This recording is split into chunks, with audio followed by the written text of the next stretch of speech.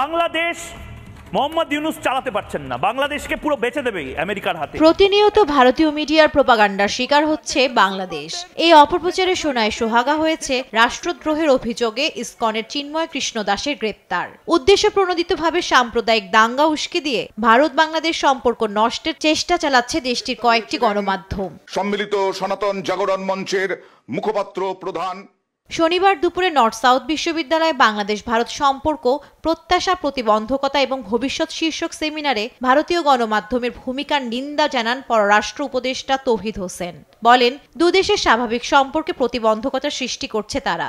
ভারতীয় মিডিয়া যে ভূমিকা নিয়েছে এটা কোনো অবস্থাতেই দুটো দেশের মধ্যে স্বাভাবিক সম্পর্ক প্রতিষ্ঠার জন্য সহায়ক না, প্রতিবন্ধক। এটা একটা তারা কেন করছে তারা ভালো বলতে পারবেন। এখানে আমার মনে হয় আমাদের মিডিয়ার একটা ভূমিকা নেওয়া প্রয়োজন আছে। জাতীয় ঐক্যের গুরুত্ব তুলে ধরে তিনি জানান, বাংলাদেশ কারো জন্য হুমকি নয়, কেউ হুমকি হোক তেমনটাও চায় না। জাতীয় স্বার্থ যেখানে আছে সেখানে জাতীয় ঐক্যমত থাকতে হবে, প্রভাব বিস্তারের চেষ্টা থাকবেই। এটা কিন্তু আন্তর্জাতিক সম্পর্কের ক্ষেত্রে অলমোস্ট নিয়ম। যারা শক্তিমান তারা প্রভাব বিস্তার করার চেষ্টা করবে। আপনার ঘর গোছাতে হবে যাতে আপনার উপর আনডিউ কোনো প্রভাব বিস্তার করতে না পারে। আমরা কারোর জন্য থ্রেট না, আমরা কাউকে আমাদের জন্য থ্রেট হতে দিতে পারি না।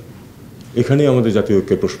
আরেক আলোচক বিএনপির vice chairman SM. Asaduzzaman Ripon বলেন, বিএনপি জাতীয় স্বার্থ রক্ষা করেই ভারত সহ অন্যান্য দেশের সঙ্গে সম্পর্ক রাখবে। দেশের স্বার্থ বিকিয়ে আমাদের দল ভবিষ্যতে কখনোই কোনো শক্তির সাথে আপোষ করবে না।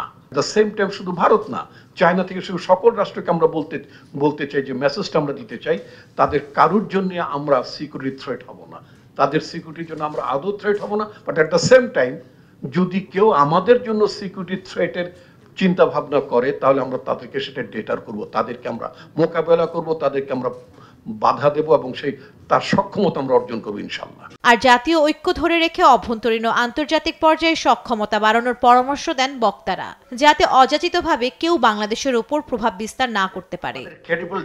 জান্নাতুল মোহনা, দেশ টিভি, ঢাকা।